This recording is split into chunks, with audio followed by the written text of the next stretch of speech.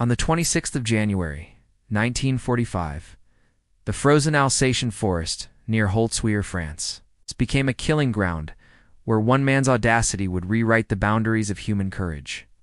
First Lieutenant Audie Leon Murphy stood in waist-deep snow, watching German infantry advance through the tree line with the methodical precision of wolves circling wounded prey. At 20 years old, he commanded Company B of the 1st Battalion, 15th Infantry Regiment, 3rd Infantry Division, a unit so battered by continuous combat that it barely resembled the force that had landed in Sicily 18 months earlier. The temperature hovered near zero, and Murphy's breath crystallized in the air as he calculated impossible mathematics. 42 exhausted American soldiers against approximately 250 German infantry supported by 6 Panzer tanks. The Germans had chosen their moment perfectly. Murphy's company occupied a vulnerable salient extending into enemy-controlled territory, a tactical position military textbooks would label suicidal. The surrounding woods concealed German machine gun nests, mortar positions, and the mechanical monsters that had terrorized Allied infantry since North Africa Mark IV and Panther tanks, whose 75 and 88 mm cannons could reduce a man to vapor. Murphy had seen what those weapons did to human bodies, had watched friends disappear in explosions that left nothing but crimson mist and scattered equipment. Yet something in his West Texas upbringing, that stubborn refusal to yield, that came from surviving the Dust Bowl and rural poverty, made retreat incomprehensible, even when logic screamed its necessity. The German attack commenced at approximately 1400 hours with artillery bombardment that transformed the peaceful winter landscape into an eruption of fire and splintered trees. Murphy moved through his defensive positions, his boyish face betraying none of the terror that accompanied command decisions with mortal consequences. He had learned this mask during 3 years of combat across North Africa, Sicily, Italy, and France, progression of battlefields where 19 out of every 20 of his original company had been killed or wounded. According to records maintained by the United States Army Center of Military History, Murphy had already received the Distinguished Service Cross, 2 Silver Stars, and the Legion of Merit before this frozen January afternoon would test him beyond all previous limits. When the barrage lifted, German infantry emerged from the forest like gray ghosts materializing from smoke. They advanced in textbook fashion squads, providing covering fire while others rushed forward. It's a deadly leapfrog that consumed ground with terrifying efficiency. Murphy's defensive line began fragmenting immediately. His left flank collapsed when a tank round obliterated a machine gun position, killing the crew instantly and leaving a gap the Germans exploited with practiced skill. Radio communications degraded to chaos, screaming requests for ammunition, desperate calls for medics, the electronic background noise of a battle spinning beyond control. The burning M10 tank destroyer sat 50 yards forward of Murphy's main line, abandoned by its crew after a German shell penetrated its armor and ignited ammunition stores inside. Black smoke poured from its turret, and flames licked at its fuel tanks, creating a funeral pyre that should have warned everyone away. Yet Murphy saw something different when he looked at that burning vehicle. He saw a platform mounting a functioning 50 caliber machine gun with a complete ammunition supply and a 360-degree field of fire covering the German advance routes. Murphy's tactical situation deteriorated with mathematical precision as German forces compressed his perimeter. Enemy machine gun fire raked his positions from multiple angles, creating interlocking fields that made movement suicidal, and remaining stationary merely delayed the inevitable. 3 of his squads had suffered catastrophic casualties within the first 20 minutes of engagement.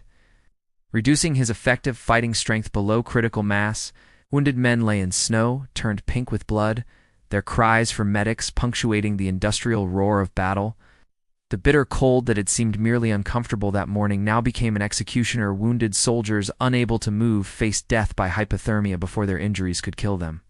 The German commander orchestrated his assault with professional competence, demonstrating the tactical sophistication that had made Wehrmacht officers legendary even among enemies. Tanks maneuvered to provide covering fire while infantry advanced through dead ground. Using terrain features to minimize exposure, mortar dropped rounds with increasing accuracy, walking their pattern toward Murphy's command post as forward observers adjusted fire. It represented combined arms warfare executed by veterans who had survived years on the Eastern Front, where mistakes meant death, and only the skilled lived long enough to teach lessons to replacements. Murphy understood he faced annihilation unless something changed the engagement's fundamental dynamics. Retreat meant abandoning wounded men to German capture or death from exposure, an option his personal code rendered impossible regardless of tactical necessity. Holding current positions invited systematic destruction as German firepower overwhelmed his depleted defenses. Attack with 42 men against 250 represented mathematical absurdity. Yet the burning tank destroyer continued, drawing his attention like a lodestone pulling iron, its 50 caliber machine gun representing firepower equivalent to an entire infantry platoon if properly employed. The decision formed without conscious deliberation, emerging from instincts honed across dozens of firefights where hesitation meant death and audacity sometimes purchased survival. Murphy contacted his artillery support battery B of the 398th Field Artillery Battalion and provided targeting coordinates for German concentrations. Then he began moving toward the burning M10, covering the exposed ground in short rushes while German small arms fire kicked up snow geysers around him. His executive officer screamed protests through the radio, arguing that Murphy's death would collapse whatever fragile command structure held Company B together. Murphy reached the M10 tank destroyer and climbed aboard, ignoring flames that had consumed the vehicle's interior and now threatened its fuel tanks. The heat struck him like a physical blow after the freezing cold, and smoke burned his lungs with each breath. The 50 caliber machine gun sat in its turret mount, miraculously undamaged despite the fire consuming the vehicle beneath it. He checked the ammunition belt. Over 300 rounds remained loaded, with additional cans stored in the ready rack. The weapon represented concentrated violence, capable of firing 800 rounds per minute with enough kinetic energy to dismember human bodies and penetrate light armor. German infantry had closed to within 50 yards when Murphy opened fire. The 50 caliber machine gun roared with a distinctive sound, deeper and more authoritative than the lighter weapons chattering across the battlefield. Tracer rounds drew luminous lines through smoke and falling snow, each fourth round burning bright enough to track the weapon's aim. Murphy fired in short bursts, conserving ammunition while maximizing accuracy, targeting the German infantry as they attempted to maneuver against his main defensive line. Men fell in windows, their advance stalling as the devastating fire from an unexpected direction disrupted their assault's momentum. According to documentation later filed with Murphy's Medal of Honor citation, German forces had committed 2 companies of the 914th Grenadier Regiment, reinforced with armor from the 17th SS Panzer Grenadier Division. These were not green recruits, but veteran soldiers who had fought across Russia and France. They reacted to Murphy's fire with trained efficiency, redirecting their attack to eliminate this new threat. Machine gun bullets began striking the M10, ricocheting off armor plate and puncturing the air around Murphy's exposed position. A tank swiveled its turret, bringing the massive 88mm cannon to bear on the burning vehicle. The first tank round missed by 3 feet, detonating in the snow behind the M10, with a concussion that lifted Murphy partially off his feet and temporarily deafened him. The explosion's overpressure felt like being struck by an invisible fist, and shrapnel whistled past with the distinctive whine of metal fragments traveling at supersonic velocity. Murphy continued firing, his world narrowing to the mechanical rhythms of combat site picture. Trigger squeeze, target assessment, traverse to next threat. The 50 caliber bucked against his shoulder with brutal recoil, but muscle memory absorbed the punishment through techniques refined across hundreds of engagements. German infantry attempted flanking maneuvers, trying to use terrain features to approach the burning M10 from multiple directions simultaneously. Murphy spotted these movements through the smoke and snow, his situational awareness honed by years of surviving when momentary inattention meant death. He shifted fire smoothly, catching an advancing squad in the open and scattering them with a sustained burst that transformed men into casualties in seconds. The machine gun's barrel began glowing red from sustained fire, heat waves shimmering above the weapon despite the freezing temperature. Ammunition cans emptied with alarming speed, forcing Murphy to reload while maintaining awareness of German positions. The fire consuming the M10 intensified, flames now licking at Murphy's boots and threatening the fuel tanks that held enough gasoline to create an explosion visible for miles. Smoke obscured his vision intermittently, forcing him to fire blindly into areas where German infantry had been moments before. The heat grew unbearable, turning the tank destroyer into a mobile furnace that cooked Murphy even as the Alsatian winter froze everything beyond the flames' reach. His hands blistered on the machine gun's metal surfaces, but adrenaline and combat focus suppressed pain that would have been incapacitating under other circumstances. The field telephone attached to his belt rang an absurd intrusion of bureaucratic communication into the visceral chaos of close combat. Murphy grabbed the handset while continuing to fire one-handed, his other hand managing the .50 caliber's traverse mechanism. Lieutenant Walter Weisbennig, his forward observer attached to the artillery battery, demanded Murphy's position before adjusting fire missions. Murphy provided coordinates that placed German concentrations at varying distances from his own location, then delivered the command that would immortalize this engagement in military history textbooks and Medal of Honor citations. "Bring it in on my position," Murphy said, his voice steady despite circumstances that would have paralyzed most men with terror. "The Germans are all around me. I need fire danger close." Weisbennig protested immediately, arguing that artillery fired at Murphy's coordinates would kill him, along with the Germans. Fire missions conducted within 600 meters of friendly positions violated safety protocols designed to prevent fratricide accidentally. "Killing your own soldiers with supporting fires," Murphy insisted, calculating that German infantry packed tightly around his position created target density worth the personal risk. He had watched artillery demonstrations enough times to understand the weapon's characteristics: 105mm howitzer shells, producing fragmentation patterns that shredded everything within a 40-meter radius of impact. The first salvo arrived with a sound like freight trains passing overhead, that distinctive whistle shriek of heavy shells arcing through cold air. Ash! Explosions erupted among German infantry positions 75 meters from Murphy's burning vehicle, transforming men into casualties through blast overpressure and supersonic shrapnel. Yes. Earth fountained skyward in black geysers, and the concussions rippled across the frozen landscape like successive earthquakes. Murphy adjusted fire through the field telephone, walking the artillery pattern closer to his own position with each salvo, balancing the mathematics of destruction against his own survival.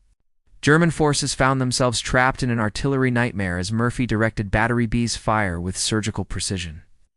The 105mm howitzers fired high explosive shells that detonated with devastating efficiency. Each round containing 11 pounds of composition, the explosive designed to maximize fragmentation. The shells burst at ground level and in the air, creating overlapping kill zones that caught German infantry in the open and destroyed any attempt at organized maneuver.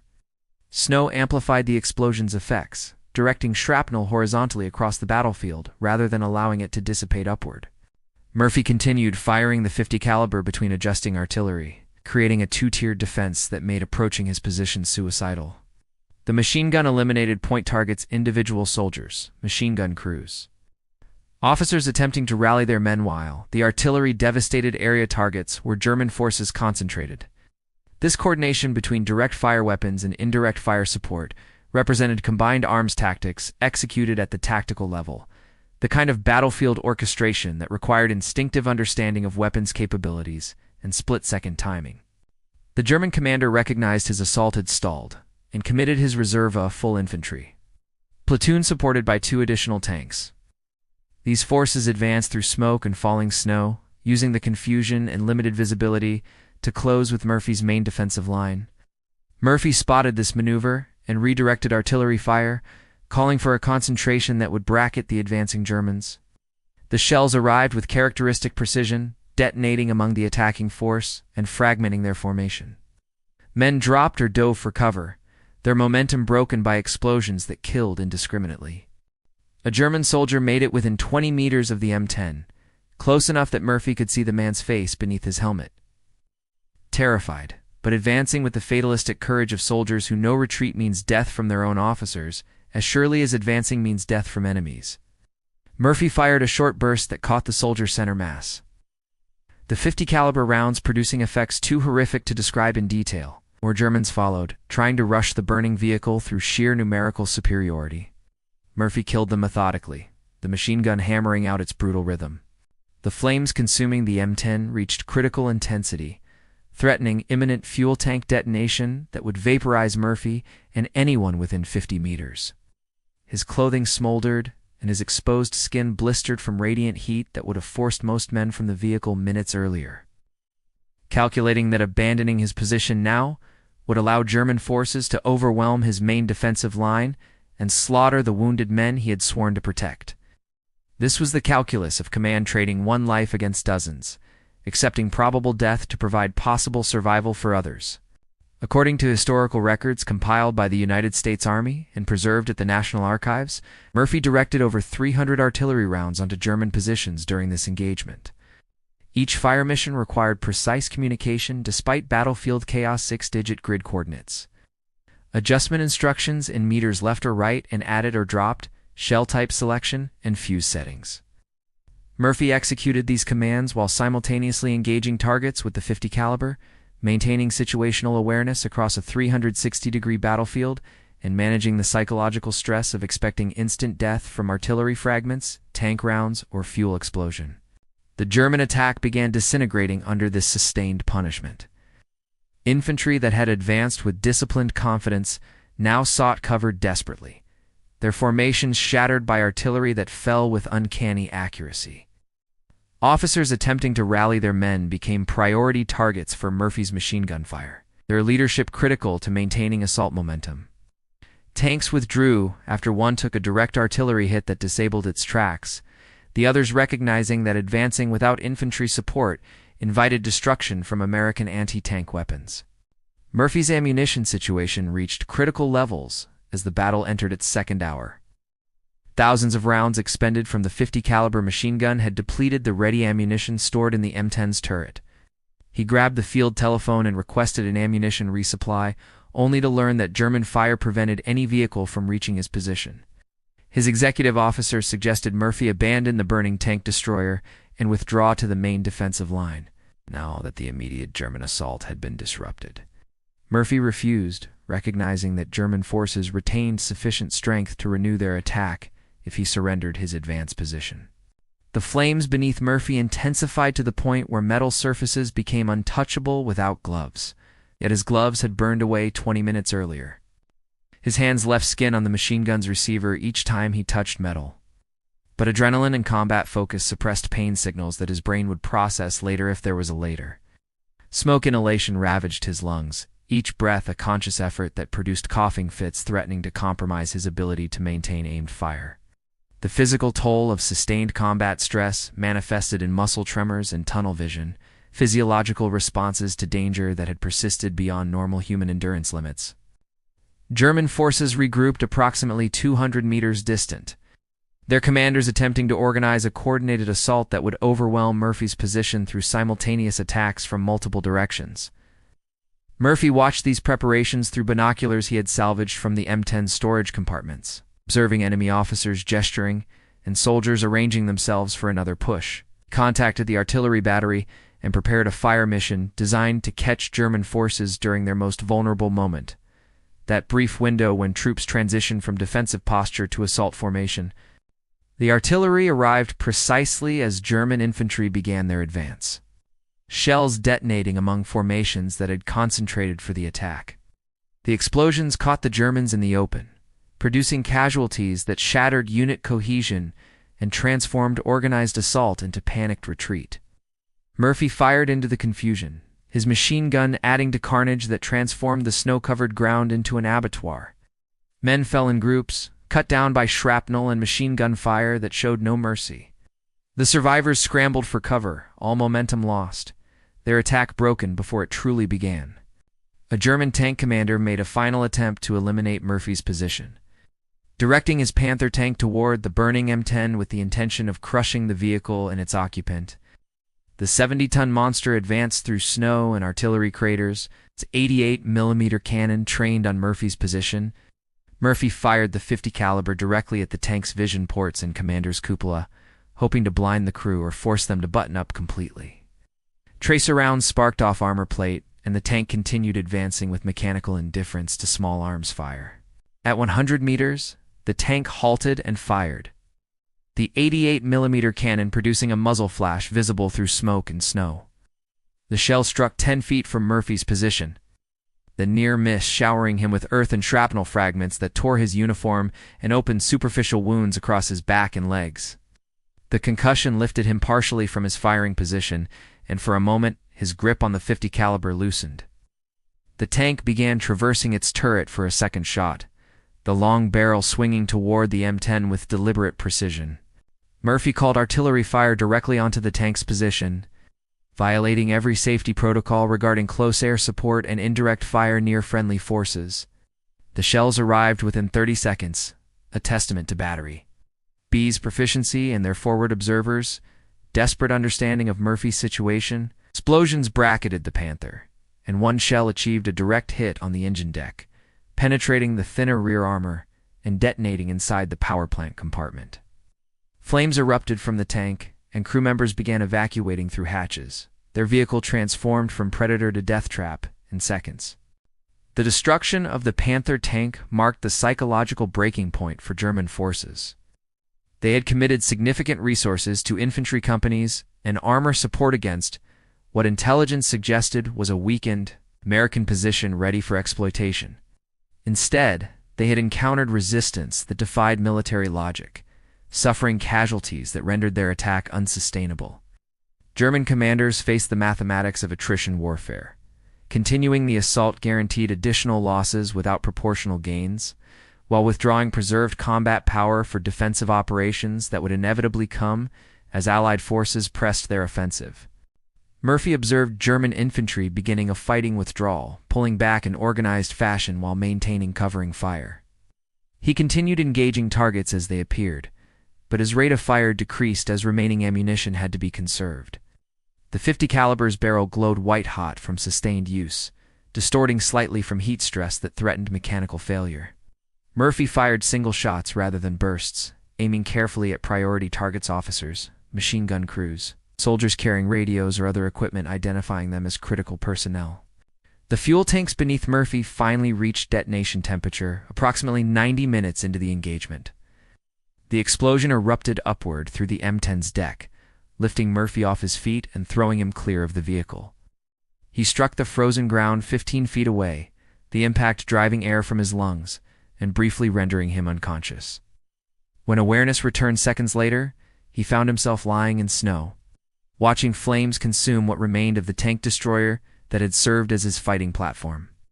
His uniform smoldered and burns covered his hands and face, but he could move an inventory he conducted methodically before attempting to stand. His executive officer and several soldiers from Company B reached Murphy within minutes, having advanced from the main defensive line once German fire slackened. They found their commander attempting to walk back toward friendly positions despite injuries that should have required immediate medical evacuation. Murphy refused evacuation, insisting on visiting each defensive position to assess casualties and ensure his line remained capable of repelling follow-on attacks. His soldiers stared at him with expressions mixing awe and disbelief. Their lieutenant had just survived circumstances that seemed incompatible with human life. The battlefield revealed the engagement's brutal arithmetic as Murphy inspected German positions. Bodies lay scattered across snow that had been pristine that morning, their distribution marking where artillery concentrations had caught infantry in the open. Equipment lay abandoned: rifles, machine guns, ammunition cans, field gear discarded by soldiers fleeing for their lives. American casualties, while significant, represented a fraction of German losses. According to after-action reports compiled by the 3rd Infantry Division and referenced by military historians, approximately 50 German soldiers died during the engagement, with estimates of wounded running significantly higher. Murphy's company had held despite overwhelming numerical disadvantage, their success attributable primarily to one man's refusal to accept mathematical inevitability. His actions had purchased time for reinforcements to arrive and shore up the defensive line, preventing German forces from exploiting the vulnerable salient and potentially rolling up American positions along a broader front. The tactical implications extended beyond this single engagement. German commanders would approach future attacks with greater caution, knowing American positions might conceal defenders willing to call artillery on their own positions rather than surrender ground. Medical personnel finally convinced Murphy to accept treatment after he completed his inspection of defensive positions.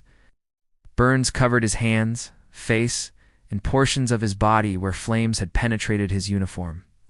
Shrapnel fragments embedded in his back and legs required removal. Smoke inhalation had damaged his lungs to the point where each breath produced pain. Yet none of these injuries proved life-threatening, and Murphy's physical resilience, honed by rural poverty and 3 years of combat-allowed recovery that began almost immediately. The 26th of January, 1945, ended with Company B occupying the same positions they had held that morning. though now those positions were surrounded by evidence of warfare's destructive capacity. American engineers spent the following days clearing German bodies and abandoned equipment, work made difficult by frozen ground that resisted burial details, shovels. Local French civilians who had sheltered in basements during the battle emerged to find their village transformed into a war zone, buildings damaged by artillery and small arms fire. Murphy's chain of command reacted to his actions with a mixture of admiration and disbelief. Division commanders reviewing after-action reports initially questioned whether accounts had been exaggerated, calling artillery on one's own position while engaging superior enemy forces from a burning vehicle seemed too dramatic to be factual. Witness statements from Murphy's soldiers, the artillery forward observer, and even some German prisoners of war confirmed the essential details.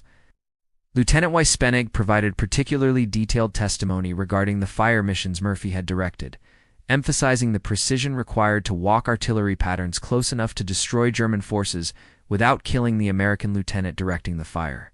The Medal of Honor recommendation process began within weeks, though bureaucratic requirements meant the actual award ceremony would occur months later. Senior officers recognized that Murphy's actions represented the kind of heroism that transcended tactical success and entered the realm of national inspiration. America in 1945 needed heroes. The war in Europe approached its conclusion. But casualty lists continued growing, and public morale required regular reinforcement that their sacrifices served worthy purposes. Murphy's story provided that inspiration, a narrative of individual courage that could be communicated to factory workers, bond purchasers, and families who had sent sons to fight. Murphy himself displayed characteristic ambivalence about recognition. He had grown up in rural Texas during the Depression, where survival required daily courage that went unacknowledged because everyone faced similar circumstances. His combat experiences since landing in Sicily had taught him that heroism was common among infantrymen performed extraordinary actions routinely because circumstances demanded them. He had watched soldiers throw themselves on grenades to save comrades, attack machine gun nests single-handedly, and drag wounded friends through enemy fire. Murphy believed his own actions merely represented what any competent officer would have done when faced with identical circumstances. The broader military community began analyzing Murphy's engagement from tactical and training perspectives. Infantry schools incorporated the battle as a case study in defensive operations. Though instructors emphasized that Murphy's actions represented extraordinary circumstances rather than recommended tactics, calling artillery on one's own position violated fundamental safety protocols for good reasons. The risk of fratricide normally outweighed potential tactical benefits. Murphy had succeeded because of exceptional artillery accuracy, favorable terrain that partially protected him from friendly fire, and luck that defied statistical probability. Soldiers throughout the European theater heard about the engagement through informal communication networks that spread news faster than official channels. Murphy became legendary among frontline infantry, his story told and retold in foxholes and during rest periods. Veterans recognized the authenticity of Murphy's heroism because they understood the circumstances that had produced it: the exhaustion, fear, anger at seeing friends killed, stubborn refusal to yield ground purchased with blood. These soldiers also understood that Murphy had been lucky, that dozens of factors had to align perfectly for him to survive, and that attempting similar actions would normally result in death. The press discovered Murphy's story and transformed him into a public figure. Though the full publicity campaign would wait until after Germany's surrender, war correspondents recognized that Murphy's combination of boyish appearance and extraordinary combat record created compelling narrative material.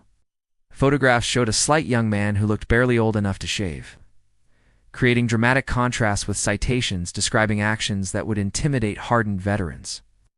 This visual and narrative juxtaposition made Murphy ideal for humanizing the American military effort. Murphy returned to combat duties after medical treatment, though the Holzwehr engagement had inflicted psychological wounds that would persist long after physical injuries healed. He experienced recurring nightmares about the burning tank destroyer, dreams where flames consumed him while German soldiers advanced from all directions. These nightmares fit patterns now recognized as post-traumatic stress disorder. Though military medicine in 1945 lacked sophisticated understanding of combat stress's long-term psychological effects, soldiers were expected to endure, to suppress emotional responses, and continue functioning regardless of trauma accumulation. The survivors of Company B processed their own trauma through methods available to them: dark humor, drinking when alcohol was available, and bonds with fellow soldiers who understood experiences that couldn't be communicated to anyone who hadn't shared them. They had watched their lieutenant stand on a burning vehicle and direct artillery fire onto his own position, an image that violated every instinct for self-preservation, yet somehow succeeded.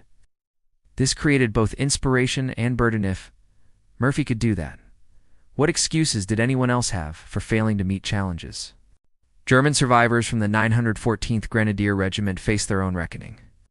They had attacked with numerical superiority and armor support against a weakened American position, yet been repelled with catastrophic casualties. Their commanders faced difficult questions from superiors demanding explanations for failed attacks, when Germany's strategic situation required every tactical success possible. The soldiers themselves struggled with having witnessed something that contradicted their training and experience: a single enemy soldier who had held position against odds that should have guaranteed his death and their victory. The tactical lessons from Holzwehr rippled through military organizations on both sides. American commanders recognized that aggressive defense could succeed even against superior numbers when combining direct fire weapons, indirect fire support, and individual courage.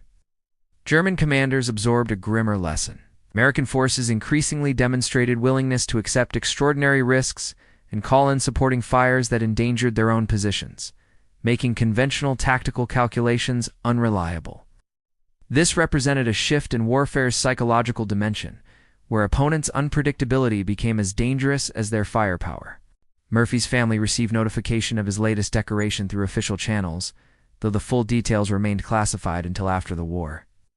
His mother had already lost one son to combat injuries and lived with constant anxiety that Adi would become another casualty statistic. Whatification of awards or promotions brought relief that he remained alive, tempered by recognition that continued survival grew statistically improbable the longer he remained in combat. Rural Texas communities where Murphy had grown up followed his service with pride mixed with incomprehension. The slight boy they remembered seemed incompatible with the warrior described in official communications. The broader American public remained largely unaware of Murphy's actions at Holzwehr until later, when the war's conclusion permitted declassification of detailed combat reports.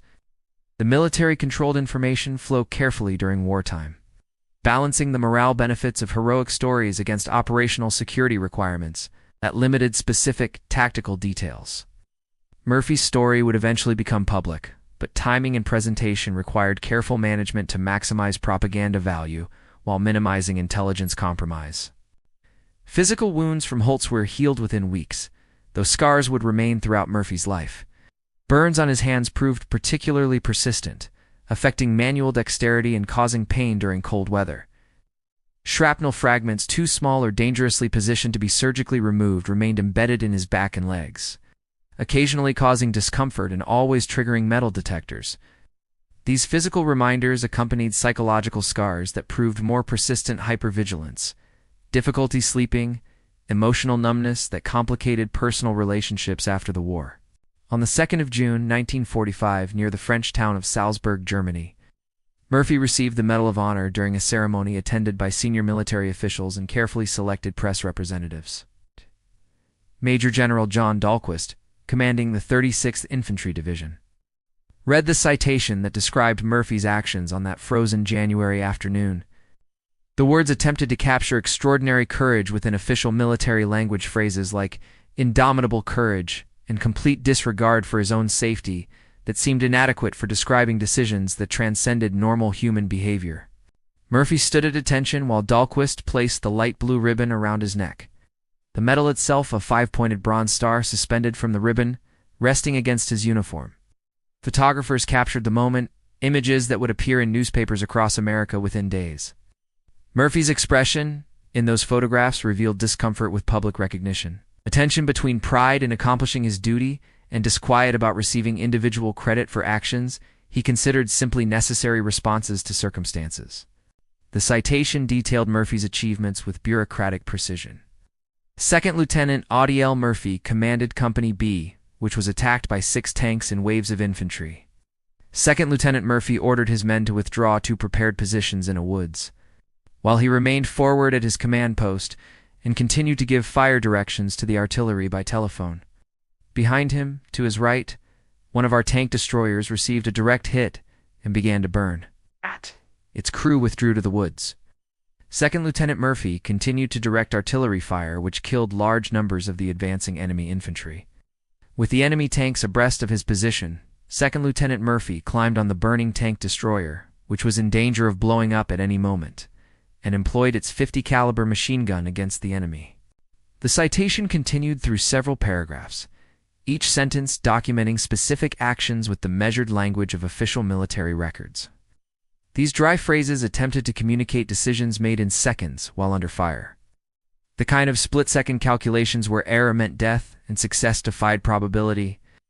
The document noted that Murphy had remained on the burning vehicle for over an hour, killing or wounding approximately 50 enemy soldiers, while directing artillery fire that destroyed much of the attacking force. Murphy's fellow soldiers attended the ceremony when their duties permitted, watching their lieutenant receive recognition they believed entirely deserved, yet somehow inadequate. They had witnessed his actions firsthand, understood the context that official citations necessarily simplified the cold. The fear, the screaming of wounded men, the smell of burning flesh and diesel fuel, the certainty that each second might be their last.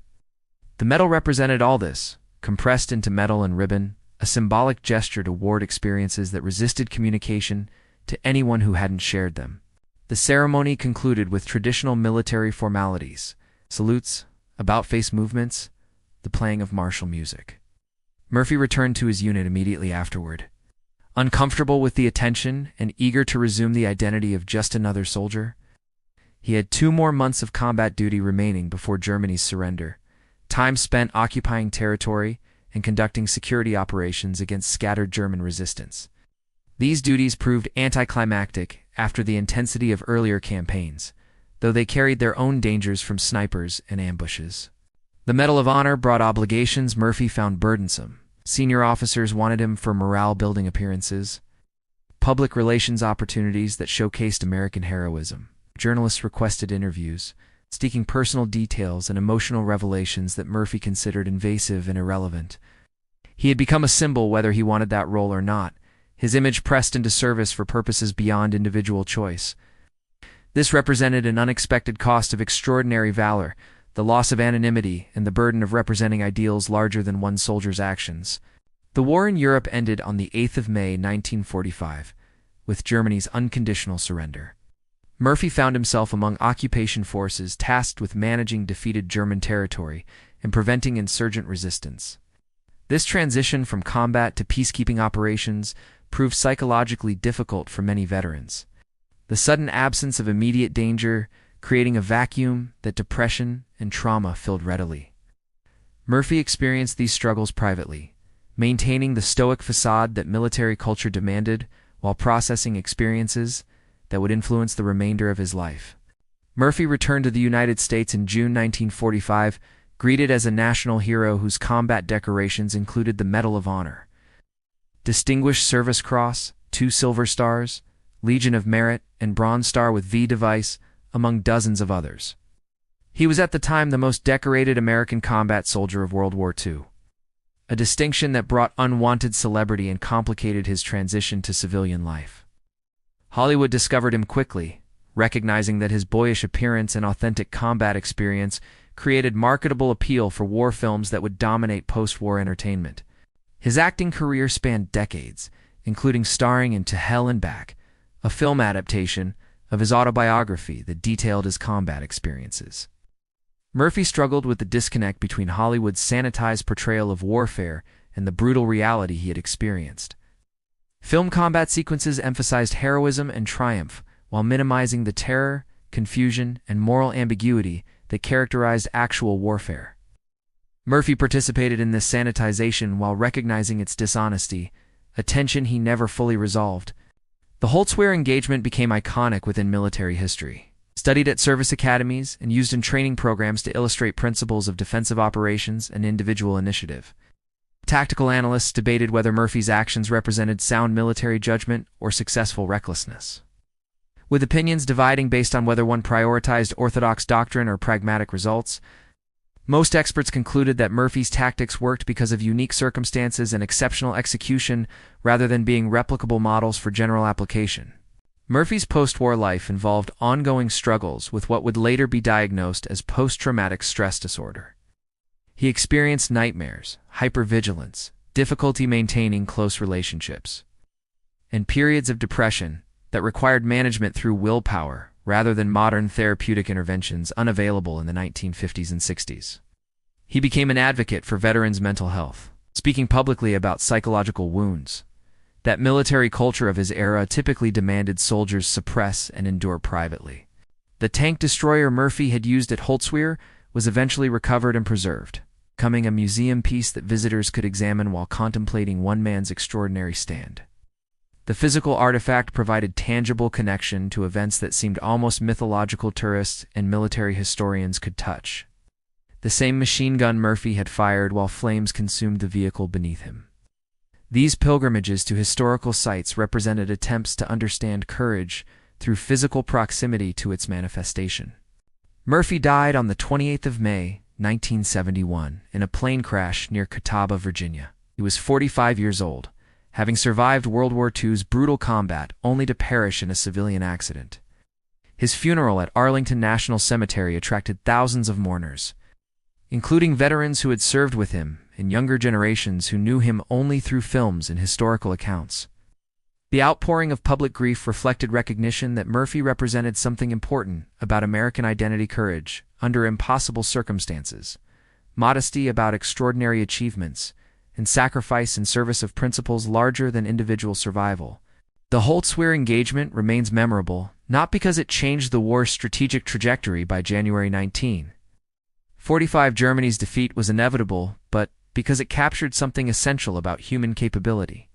Under extreme stress, Murphy's actions demonstrated that individuals could transcend normal limitations when circumstances demanded impossible choices, that tactical doctrine and statistical probability sometimes yielded to will and courage executed with precision. Military historians continued debating whether his decisions represented genius or desperation, though survivors from Company B never questioned that his actions saved their lives. Modern military training incorporates lessons from Holtzwihr, while emphasizing that Murphy's tactics represented extraordinary circumstances rather than recommended procedures.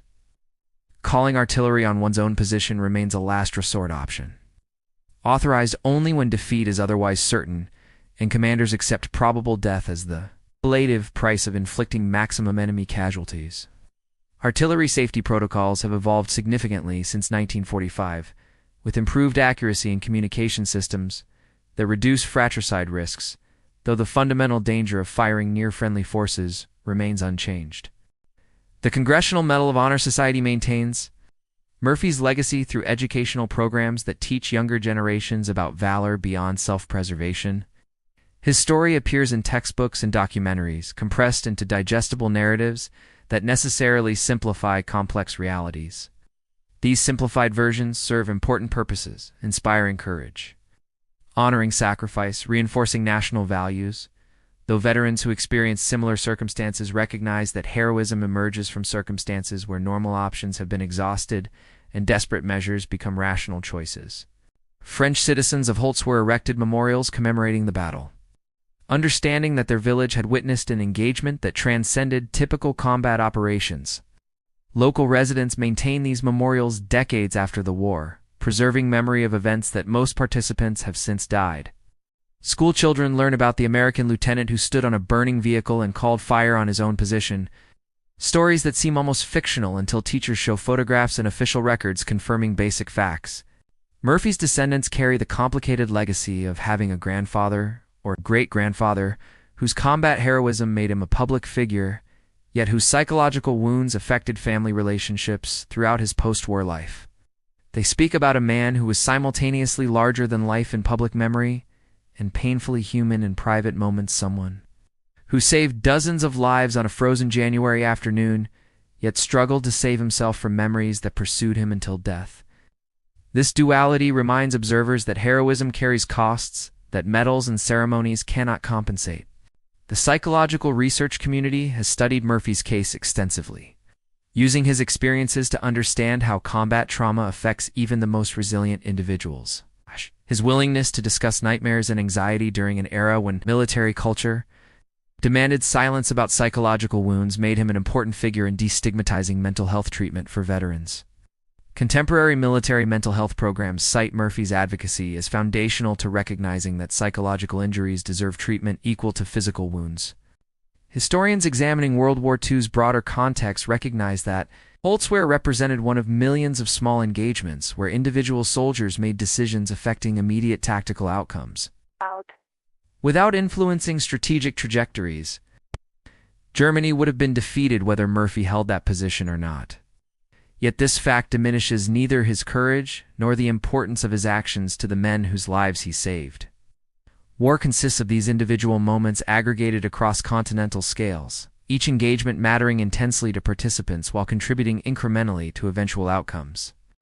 The Audie Murphy Memorial Veterans Hospital in San Antonio, Texas, opened in 1973, 2 years after his death, serving veterans who followed him into military service during subsequent conflicts. The hospital's name reminds patients that seeking treatment for psychological wounds honors rather than diminishes the warrior tradition. That Murphy himself advocated for veterans to receive care without stigma. This institutional legacy perhaps matters more than combat decorations, as it continues affecting living veterans rather than merely commemorating past heroism. On the 75th anniversary of the Holtzweiler engagement in January 2020, surviving 3rd Infantry Division veterans gathered for commemoration ceremonies that acknowledged most participants had died in the intervening decades. The event attracted international attention as one of the last opportunities for direct witnesses to share memories before mortality claimed the final World War II combat veterans.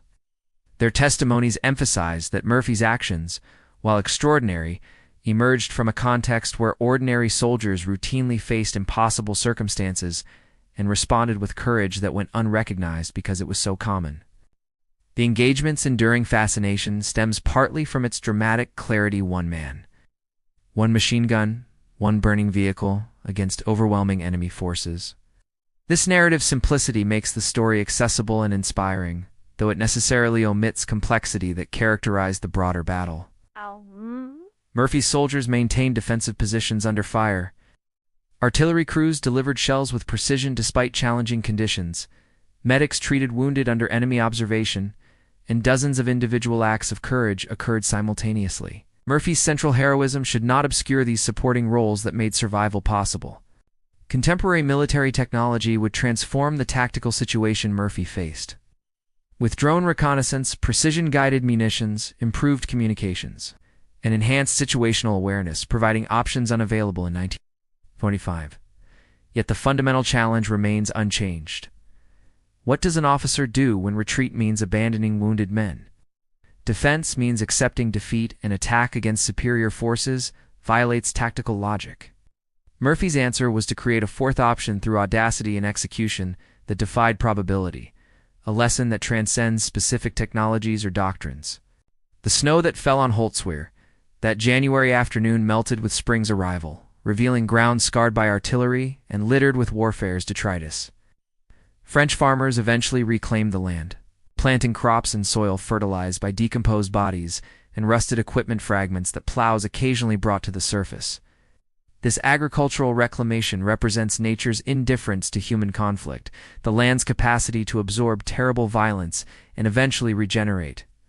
Only human memory preserves what happened there, and only while humans choose to remember. Audie Murphy's grave at Arlington National Cemetery remains one of the most visited sites in the cemetery, second only to President Kennedy's and annual visitors.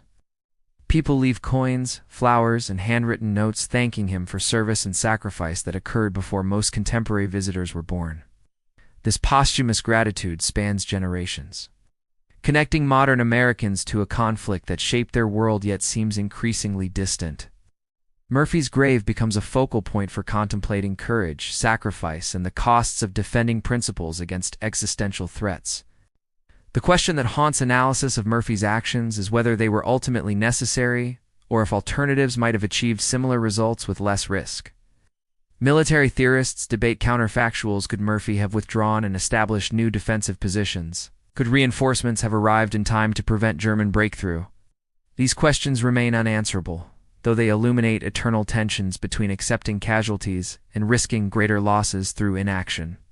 Murphy made his decision based on information available in that moment, under circumstances where contemplation was luxury and delay meant death. The Germans who survived the Holzwehr engagement returned to a defeated nation that would take decades rebuilding from physical and moral devastation. Some eventually encountered Murphy's story through post-war publications, recognizing themselves in accounts of the engagement and processing complicated emotions, about being defeated by individual courage rather than overwhelming force. Their silence about these experiences reflects post-war German reluctance to discuss military service that supported a criminal regime, though private acknowledgement of Murphy's tactical skill occasionally emerged in veteran communities. The burning M10 tank destroyer that Murphy transformed into a fighting platform represents the improvisational nature of successful combat operations. Military plans rarely survive first contact with enemy forces, requiring soldiers to adapt doctrine to circumstances using whatever resources remain available. Murphy saw a burning vehicle and recognized a machine gun rather than wreckage, transforming liability into asset through tactical imagination. This adaptive thinking characterizes successful military leaders regardless of era or technology, the capacity to see possibilities where others see only constraints. As decades pass since World War II's conclusion, the Holzwehr engagement transitions from living memory to history, dependent on written records, photographs, and artifacts, rather than eyewitness testimony. This transition inevitably distorts understanding. Documentary evidence captures only fragments of experiences that participants described as overwhelming sensory and emotional overload. Future generations will know Murphy through increasingly filtered accounts that preserve certain aspects while losing others. The inevitable process through which direct experience becomes historical narrative becomes myth. The essential truth remains accessible despite these transformations. On the 26th of January, 1945, a 20-year-old lieutenant from Texas stood on a burning vehicle and directed artillery fire on his own position because tactical logic offered no alternative that preserved both his honor and his men's lives. He survived circumstances that should have killed him, executed tactics that violated conventional doctrine, and achieved results that military professionals still study seeking replicable lessons. Whether his actions represented genius, desperation, or some combination of both matters less than the fact that, when tested beyond normal human limits, Audie Murphy responded with courage that defined his generation and continues inspiring subsequent ones. The Germans thought they had him trapped, but Murphy demonstrated that human will, properly applied at the moment of maximum danger, could transcend mathematical certainty and transform inevitable defeat into improbable victory.